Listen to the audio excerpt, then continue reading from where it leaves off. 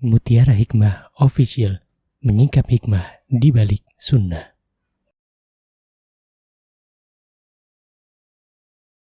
Salurkan donasi terbaik Anda untuk mendukung dakwah Mutiara Hikmah Official.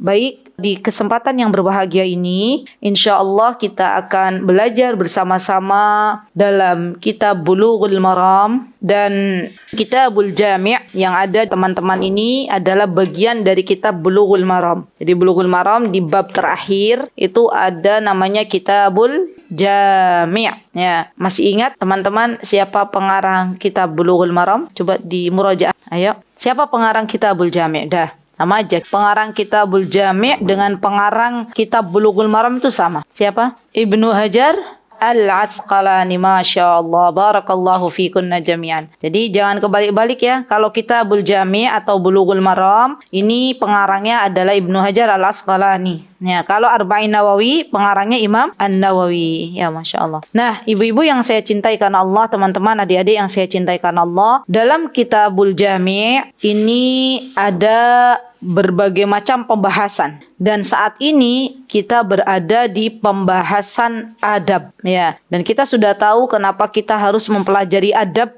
pentingnya adab sebelum berilmu. Kenapa? Karena keberkahan yang Allah akan berikan dalam ilmu seorang hamba itu faktornya diantaranya adalah adab. Ya, jadi adab penting sebelum kita belajar. Alhamdulillah kita diberikan kesempatan oleh Allah Subhanahu wa taala untuk mempelajari adab dari Kitabul Jami'. Dan terakhir kita kemarin berada di hadis An-Nawas bin Sam'an. Ya. Sekarang kita insyaallah akan membahas hadis yang keempat dari Kitabul Jami'. Baik, saya bacakan hadisnya ya.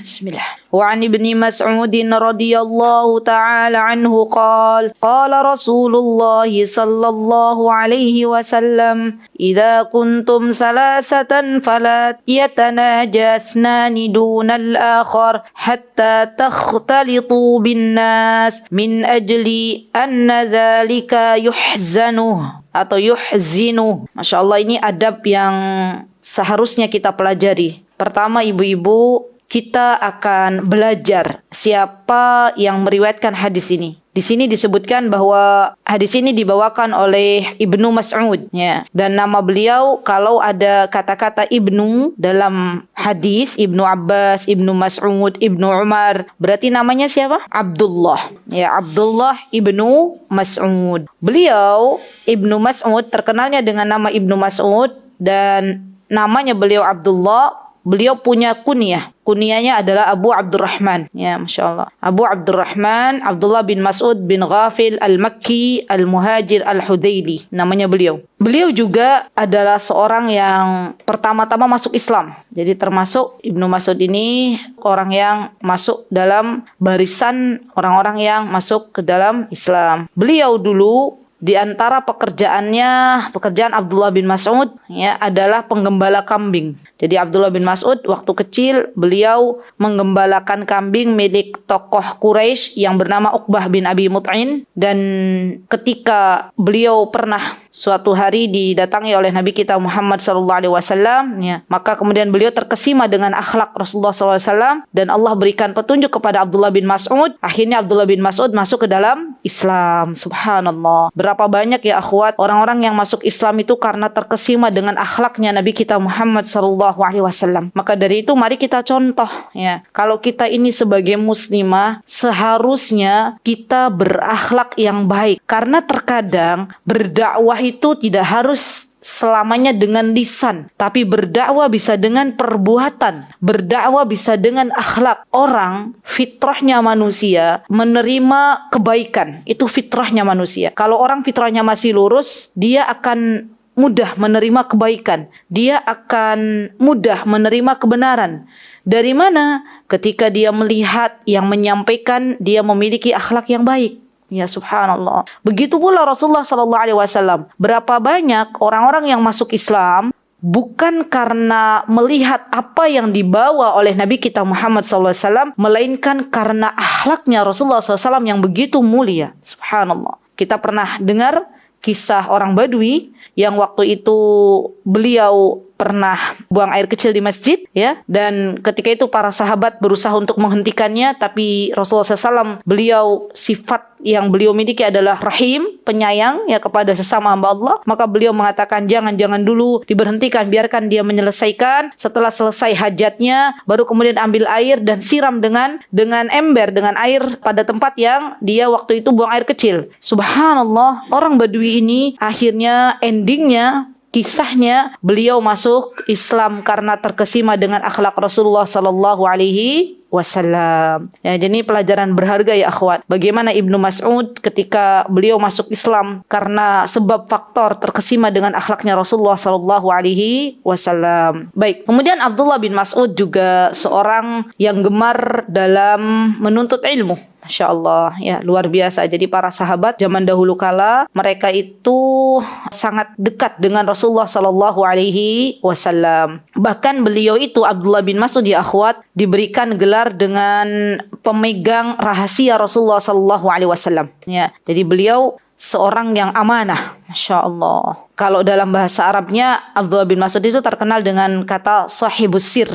Dan beliau, ini yang boleh kita ambil ya, beliau adalah seorang murid yang tahu bagaimana beradab kepada gurunya. Ya, ketika itu Abdullah bin Mas'ud adalah seorang yang senantiasa terdepan ketika melayani Rasulullah SAW. Beliau mempersiapkan tempat duduknya Rasulullah SAW. Beliau mempersiapkan air untuk Rasulullah SAW. Ya, karena beliau ingin apa yang Rasulullah SAW sampaikan itu barakah. Dan beginilah contoh di antara contoh yang sudah kita ketahui bagaimana para ulama mereka beradab kepada guru-gurunya. Kenapa ya akhwat? Bukan guru ingin dilayani, bukan. Sejatinya bukan. Ya, saya yakin dimanapun guru berada, ya, mereka menyebarkan Islam, menyebarkan ilmu, bukan untuk sebuah kepopuleran, bukan. Bukan pula untuk sebuah hal yang hina, bukan. Tapi begitulah para ulama mengajarkan kita bahwa seorang murid ketika dia memberikan apa yang ia bisa lakukan untuk gurunya, maka Allah berikan keberkahan dalam ilmunya. Subhanallah.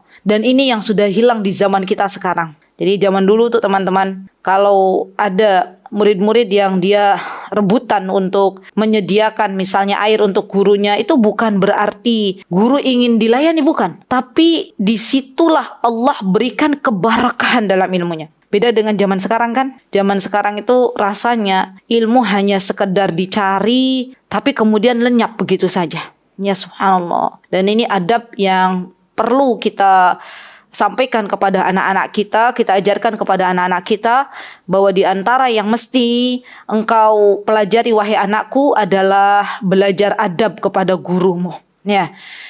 Kita tahu ya akhwat bahwa Imam Malik, ya, rahimahullahu taala, beliau adalah seorang yang diperintahkan oleh ibunya untuk mengambil adab dari Rabi'ah. Kenapa demikian?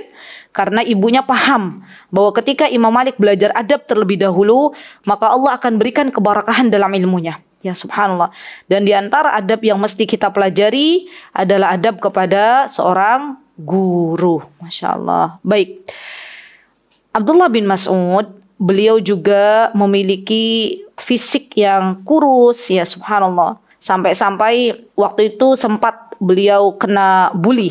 Ya, kena bully karena fisik yang sangat-sangat kurus. Tapi kemudian Rasulullah SAW membela Abdullah bin Mas'ud. Ya. Kata beliau, kata Rasulullah SAW, ma tadhakun, apa yang kau tertawakan dari Abdullah bin Mas'ud? Apakah karena fisiknya beliau yang terlalu kurus? Gitu, kata Rasulullah SAW. Kemudian Rasulullah mengatakan, Abdullah bin Mas'ud ini walaupun di dunia kurus, tapi kalau ditimbang pada hari kiamat, maka timbangannya, subhanallah, di hari kiamat ini akan lebih berat dibandingkan gunung Uhud. Subhanallah. Ini menunjukkan ya akhwat bahwa kita tidak boleh membuli kawan-kawan kita karena fisiknya. Ingat, karena fisiknya tidak boleh. Bahkan kita tidak boleh meremehkan orang lain. Bisa jadi ketika Allah Azza wa Jal memberikan kekurangan pada diri seseorang dan dia bersabar atas kekurangan itu, dia ridho dengan takdir Allah, justru ini yang mengangkat derajatnya di hadapan Allah Subhanahu wa taala. Kemarin ketika saya mengisi di Purworejo, ya, ada mbak-mbak tunanetra. Ya, matanya tidak sesempurna kita bisa melihat, tapi semangatnya beliau dalam menuntut ilmu luar biasa. Masya Allah. Sampai akhirnya ketika saya habis mengisi kajian, Allah gerakkan hati saya untuk menemui mbak tersebut. Ya, saya salami beliau. Beliau senang disalami. Saya katakan, matur nuwun ya mbak. Terima kasih mbak sudah mengajarkan syukur untuk kita yang selama ini punya mata. Ya, coba lihat. Orang yang gak punya mata saja, subhanallah, semangat dalam belajar ilmu agama. Masya Allah. Bahkan beliau untuk datang ke majelis ilmu itu ya akhwat, tidak sendirian. Tapi beliau dituntun oleh tetangganya. Kalau tetangganya sehat, beliau belajar menuntut ilmu. Tapi kalau tetangganya sakit, maka beliau bersedih, kata beliau. Saya tuh sedih kalau pas tetangga saya nggak bisa ngajak saya untuk menuntut ilmu. Masya Allah. Lihat, kalau kita lihat secara fisik mungkin orang-orang yang memiliki mata lebih sempurna daripada yang tidak memiliki mata atau tidak bisa melihat. Tapi subhanallah, bisa jadi mereka lebih bertakwa kepada Allah, derajatnya lebih tinggi dari kita karena ridho dengan pemberian yang Allah berikan. Masya Allah. Dan ini saya pesan kepada para santri yang ada di Mahabbah, ya jangan sekali-kali kita membuli teman-teman kita karena fisik. Ya, dan yakinlah bahwa apa yang Allah beri kepada kita itu adalah yang terbaik. Ya, fi ahsani taqwim. Lihat bagaimana Allah menciptakan seseorang dengan sebaik-baik ciptaan. Ya, Masya Allah. Rasanya ya akhwat, kalau ada yang membuli, ya misalnya, kamu mungkin awalnya bercanda, tapi kan tidak semua orang itu bisa diajak bercanda ya ibu-ibu ya. Sebenarnya mungkin dia pengen nambah berat badan gitu, tapi sudah makan banyak juga tetap segitu. Ada nggak tipe jenis begitu orang-orang? Ada kan? Nah, bagi yang kita melihat ada tipe yang seperti itu, kita nggak usah membuli. Oh, kamu kok kurus krempeng gitu. Itu ya Allah, lisan ya akhwat, jaga lisan, hati-hati dengan lisan. Ya, daripada kita membuli kawan kita, daripada kita mengejek kawan kita, lebih baik kita diam. Ya, lebih baik kita diam. Diam itu terkadang lebih selamat ya daripada kita harus berbicara sesuatu yang menyakitkan hati manusia. Ya. Baik, Abdullah bin Mas'ud juga seorang perawi hadis. Ya, Masya Allah, ini beliau luar biasa. Karena dekat dengan Nabi kita Muhammad SAW, maka beliau termasuk perawi hadis. Masya Allah. Dan beliau termasuk ya akhwat, orang yang Allah berikan kelebihan untuk pandai dalam membaca Al-Quran dan mentadaburinya. Jadi ahlul qura. Abdullah bin Mas'ud termasuk orang yang Allah berikan kelebihan dalam Al-Quran. Ya, Masya Allah. Bahkan Umar bin Khattab radhiyallahu anhu, beliau pernah menggelari Abdullah bin Mas'ud ini dengan bejana ilmu. Karena saking pinternya. Masya Allah. Dan Imam Adz-Dzahabi, beliau pernah mengatakan bahwa Abdullah bin Mas'ud ini termasuk deretan ulama yang cerdas. Masya Allah. Lihat bagaimana ketika Allah berikan fisik yang kurus, tapi ternyata otaknya luar biasa. Masya Allah. Masya Allah. Dan Abdullah bin Mas'ud, beliau ya pernah tinggal di daerah Kufah. Teman-teman tahu Kufah? Coba searching Kufah di mana. Dan beliau termasuk juga orang yang ikut dalam peperangan di Syam. Ya, Abdullah bin Mas'ud, Masya Allah. Di luar biasa ya, beliau itu Masya Allah, walaupun fisiknya tidak mendukung, tapi beliau berusaha semaksimal mungkin untuk berkhidmat ya ke dalam Islam, subhanallah. Dan begitulah yang harusnya kita lakukan. Baik, kita masuk ke matan hadisnya ya akhwat. Di sini beliau Abdullah bin Mas'ud menjelaskan tentang sebuah hadis dari Rasulullah SAW, yaitu matan hadis yang berbunyi idza kuntum salasah, ketika kata Rasulullah SAW, ketika kalian bertiga. Kenapa disebutkan bertiga ya akhwat? Di sini kenapa bukan idza kuntum isnan? Kenapa di sini disebutkan bertiga? Idza kuntum salasah. Ada yang bisa jawab? Kenapa katanya di sini salasah? Boleh kok jawab, salah juga nggak apa-apa. Idza kuntum salasa. Berbisik-bisik itu identik dengan dua orang. Rasa gimana gitu. Jawabannya luar biasa, Masya Allah, barakallahu fiik, jazakillah khair. Baik, karena kalau satu itu bukan berbisik-bisik tapi ngomong sendirian, iya kan? Kalau satu di sini disebutkan, itu disebut berbisik-bisik sama siapa? Sama tembok, ya kan? Termasuk dari bicara sendiri ya, malah mengerikan. Kalau dua di sini ya, berarti di sini tidak ada tujuan utamanya. Kan tujuan utama dalam hadis ini larangan. Ya. Kalau dua orang berbisik-bisik di atas, di lantai paling atas, ini ada madorotnya nggak? mereka nggak ada orang lain tuh, berbisik-bisik berdua aja. Ada larangan boleh apa nggak tuh berdua? Tok, bisik-bisik berdua, nggak ada orang kok samping-sampingnya. Adanya jemuran, boleh nggak? Boleh, nggak ada yang disakiti. Dan di sini pakai yang ketiga untuk menunjukkan bahwa ketika ada 3 orang di sini adanya sebuah larangan. Ya, jadi hadis ini jelas bahwa kita tidak boleh fala yatanaja ithnani dunal akhar. Kita tidak boleh, di sini lanyala nahya, bahwa kita tidak boleh berbisik-bisik manakala ada 3 orang. Ya, kalau cuma 2 orang boleh dia, kan tidak ada yang lainnya.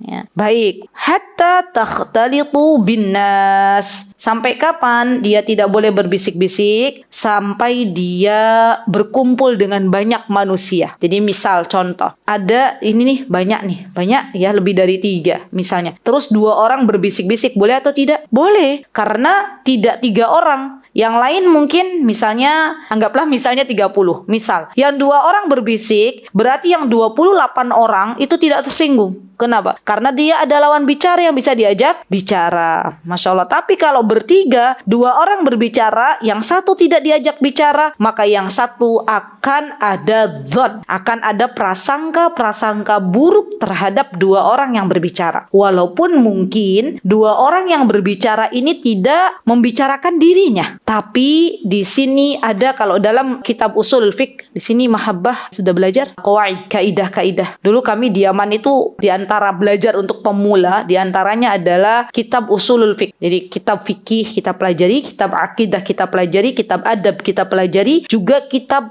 usulul fiqh, materi usulul fiqh. Dan ini bagus untuk para penuntut ilmu. Kenapa? Karena dalam kitab usulul fiqh itu ada kaidah-kaidah dasar. Di antaranya tadi, di antara kaidah dasar yang bisa dijadikan sebagai acuan adalah saddud dara'i'.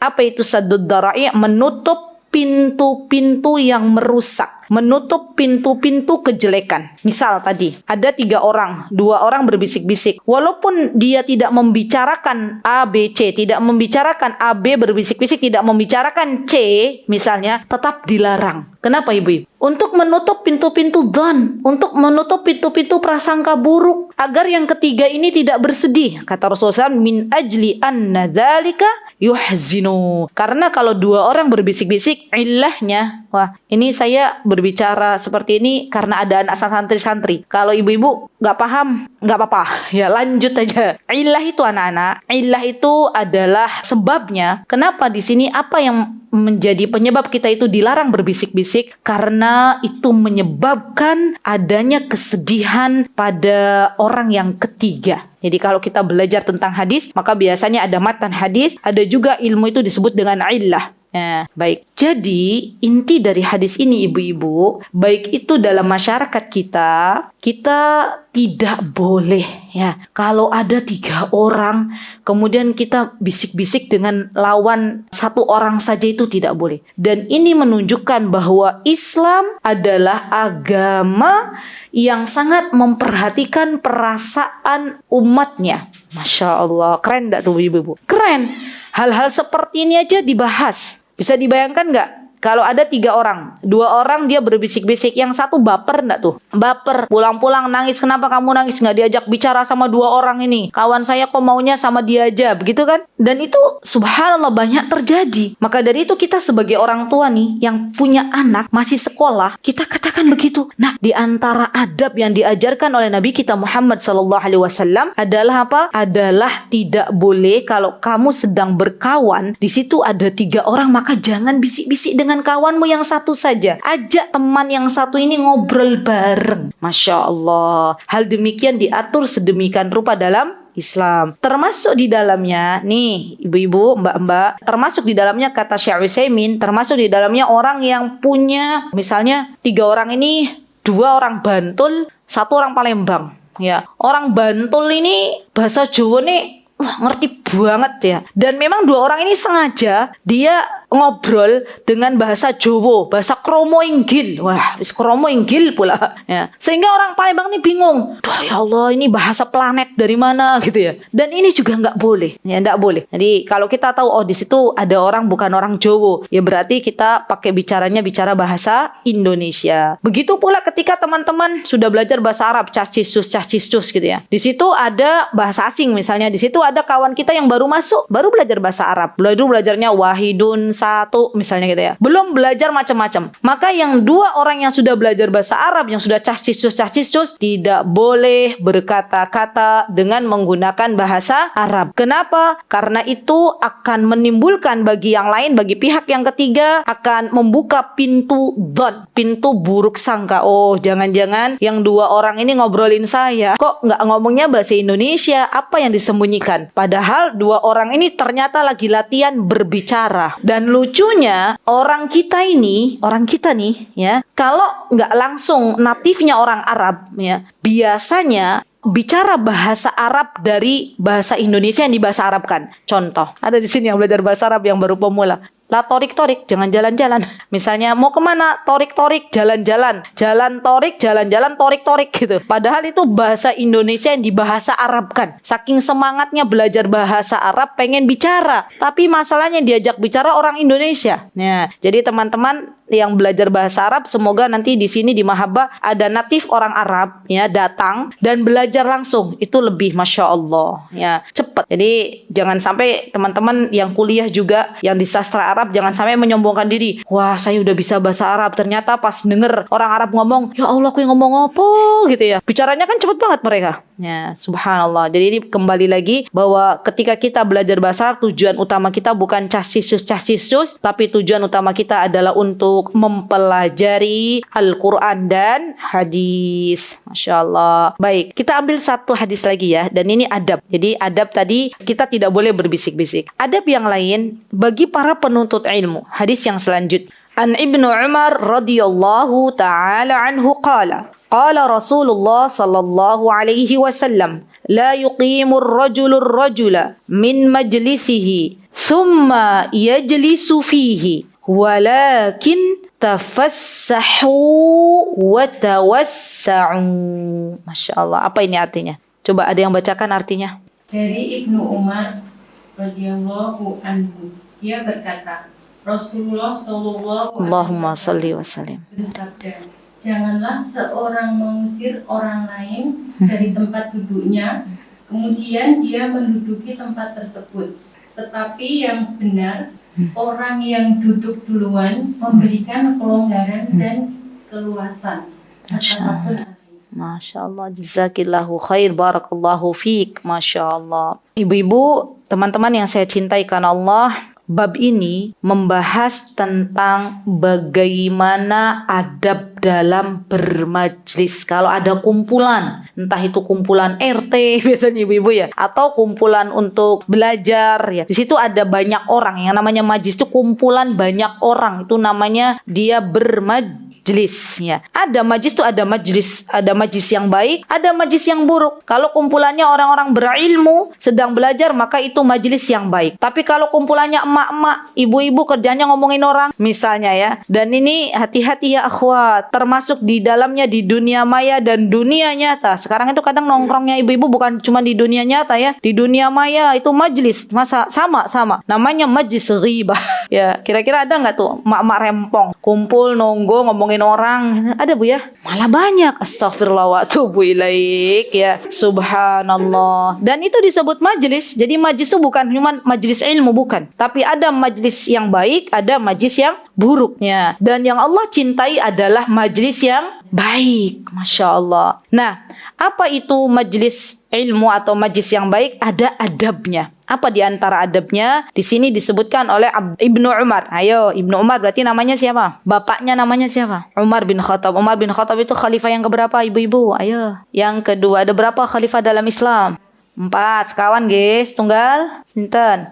Abu Bakar. 2. Umar. 3. Utsman. 4. Ali. Pintar, Masya Allah. Ibu-ibu itu kalau datang ke majelis ilmu sebenarnya lagi senam otak. Betul. Kemarin ada mbah-mbah, ini Kisah nyata insya Allah sikoh. Karena saya berjumpa dengan beliau dan ketika meninggal dunia Allah berikan kesempatan untuk kita datang lihat jenazahnya itu langsung. Masya Allah. Simbah itu, ini untuk ibu-ibu ya Bu, Simbah Mbah. Usia 91 tahun. Boten pikun. Masya Allah. Apa kerjaannya? Belajar. Ya. Jadi walaupun beliau dulu waktu Ana masih ngisi kajian di rumah putrinya beliau, di garasi rumahnya itu, Simbah itu kadang pakai kursi roda duduk dengerin gitu ya. Ketika beliau sudah kondisi, saya pindah ke masjid ngisi kajiannya, kemudian beliau akhirnya di pembaringan, beliau disetelkan TV oleh putrinya, TV-TV ceramah-ceramah ustadz, beliau juga nyatet. Ya Masya Allah. Dan beliau ketika kumpul keluarga, beliau baca buku. Masya Allah. Dan kemarin belum lama ini meninggal dunia dalam keadaan tidak pikun. Kenapa? Karena otaknya suka dipakai. Untuk apa? Untuk belajar. Ibu-ibu pengen enggak nanti sepuhnya itu nggak pikun? Pengen, ajak teman-temannya. Yuk, bukan ke pengajian. Yuk, mau ikut enggak senam otak gitu ya. Pas sampai sini mana senam otaknya? Ya itu tadi pertanyaannya. Itu senam otak namanya. Masya Allah. Betul. Dan otak itu kalau suka dipakai bagus. Tapi kalau nggak dipakai tumpul. Ya. Jadi alhamdulillah ibu-ibu yang kesini tuh ibu-ibu pilihannya Allah. Masya Allah. Yang Allah pengen masa tuanya nggak dipikunkan. Subhanallah. Baik, Abdullah bin Umar adalah putranya Umar bin Khattab. Umar bin Khattab adalah seorang khalifah, Masya Allah. Yang kita tahu Umar bin Khattab seorang yang pemberani, Masya Allah. Juga seorang yang adil ketika beliau memimpin. Beliau punya anak namanya Abdullah. Nah, pertanyaannya. Tadi kita tahu bahwa Ibnu Mas'ud namanya Abdullah. Ibnu Umar namanya Abdullah. Kenapa para sahabat banyak menamai anak-anak mereka dengan Abdullah? Ya, ibu-ibu, kuis. Ayo, siapa yang bisa jawab? Ibu-ibu, ada nggak yang bisa jawab kenapa para sahabat kok memberikan namanya tadi Ibnu Mas'ud, Abdullah bin Mas'ud. Ibnu Umar, Abdullah bin Umar. Kenapa kok banyak menamai anak-anaknya dengan Abdullah? Apa? Angkat tangan dulu yang belum pernah dapat hadiah. Belum pernah dapat, Mbak? Baik, coba. Kenapa? Karena nama baik. Dua nama terbaik adalah Abdullah. Siapa yang mengatakan terbaik? Mbak yang mengatakan terbaik? Bukan. Siapa dong? Sedikit lagi jawabannya.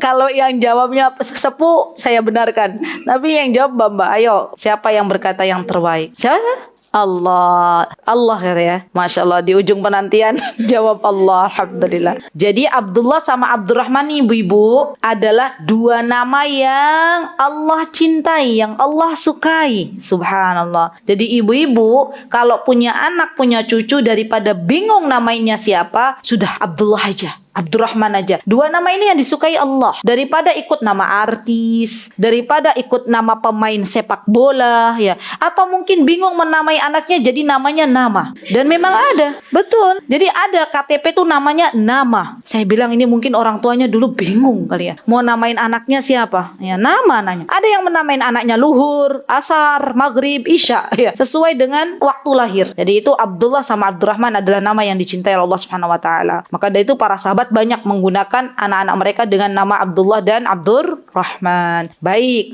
Abdullah bin Umar termasuk anak yang cerdas. Maka dalam kisahnya Abdullah bin Umar itu kebiasaan Umar, beliau membawa Abdullah bin Umar di majelisnya orang-orang dewasa. Masya Allah, ini boleh. Kita boleh bawa anak-anak kita ke majelisnya orang dewasa, tapi dengan syarat. Apa itu syaratnya? Kita sounding dulu. Kita bicara dulu dengan anak-anak. Nah, nanti ayah mau bawa kamu ke majelisnya orang dewasa. Di sana itu bukan majelis bermain, tapi di sana majelis untuk belajar. Kamu dengar ya baik-baik. Biasanya anak-anak suka begini. Nanti kalau sudah belajar dengan baik, duduk dengan anteng, nanti ayah belikan mainan. Wow, anak-anak kalau sudah langsung penilaian. Dan itu senang. Kenapa banyak anak-anak itu yang ikut dalam majelisnya orang dewasa di dalam masjid ribut? Karena belum disonding oleh orang tuanya. Sonding itu ini Bu, di apa ya bahasa Jawanya ya?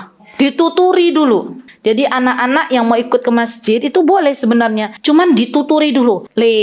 Nanti kalau di masjid ini ya jangan ribut. Kalau di masjid nurut, duduk, sholat. Nah itu. Masya Allah itu anak-anak masuk. Nanti kalau kamu nurut, duduk, sholat. Atau kamu duduk aja nggak ribut sama teman-teman, nggak lari-lari. Nanti si Mbah kasih hadiah. Sampai di rumah hadiahnya mana Mbah? masuk permen satu nih, itu seneng anak-anaknya. Baik. Nah, apa kata Abdullah bin Umar di sini ya akhwat? Kata Abdullah bin Umar, beliau berkata, sabda Rasulullah SAW, la yuqimur rajula min majlisin ma yajlisu fi. La di sini adalah nahiyah, tidak diperbolehkan. Artinya larangan. Tidak diperbolehkan seseorang dia menyuruh orang lain untuk bangun kalau orang tersebut sudah ada di tempat yang ia duduki. Ya. Dan ini merupakan adab yang diajarkan di dalam Islam. Bisa dibayangkan enggak, Bu? Kalau ini tidak diatur dalam Islam, maka seenaknya saja orang menyuruh orang berdiri dari tempat duduknya. Dan ini pasti akan membuat orang yang awalnya sudah duduk disuruh berdiri itu tersinggung apa mboten? Tersinggung. Nah, kok iso? Saya udah datang duluan kok malah disuruh berdiri, suruh mundur gitu kan. Pasti itu akan tersinggung. Dan Islam menjaga sekali perasaan umatnya. Subhanallah. Maka tidak boleh kita menyuruh orang lain yang sudah duduk untuk bangun kecuali ada udzur syar'i. Contoh, udzur syar'i yang diperbolehkan. Teman-teman sudah duduk semua. Contoh, biasanya begitu di kajian. Udah duduk rapi, tiba-tiba orang datang banyak. Dari belakang tuh orang banyak datang, tempat di belakang uyel-uyelan. Apa tuh? Nggak muat lagi, padahal di depan tuh masih ada lah sekitar 3 baris. Maka di sini boleh panitia meminta bantuan kepada jamaah untuk maju ke depan. Ya, boleh. Ya, berarti itu udzur syar'i. Tolong yang di depan maju lagi. Nah, itu boleh. Berarti kan dia suruh bangun dan maju, dan itu diperbolehkan. Yang tidak diperbolehkan kalau tidak ada kepentingan. Tidak ada kepentingan apa-apa, orang misalnya datang terlambat, pengen dapat depan, padahal dia terlambat, disuruh bangun yang di depan, kamu mundur.